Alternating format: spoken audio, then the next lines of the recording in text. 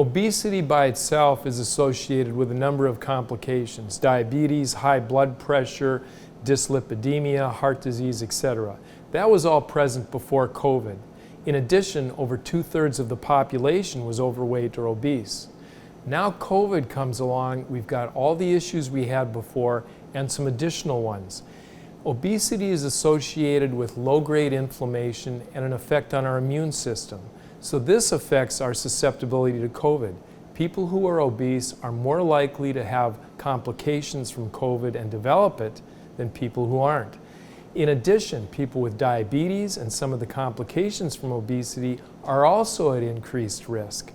So obesity does take the risks of COVID and elevate them significantly. I've had patients who've gained a lot of weight because they're less active, they're eating comfort food, they're stressed out, and all this has caused increased weight gain and contributed to obesity. On the other hand, I've had patients who've lost weight. They're eating out less, they're cooking more at home, they're eating healthfully, they're trying to get in some activity, and so they've lost weight. So the variability of how this has affected people is really wide. We know that before COVID. New Year's resolutions, for example. People try and do something with exercise that they haven't done in years, and it doesn't work.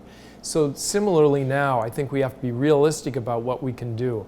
And in fact, losing too much weight, if people lose more than 10% of their body weight in 6 months, that can adversely affect immune function also. So it's important to do what we can to improve health, but not go to extremes.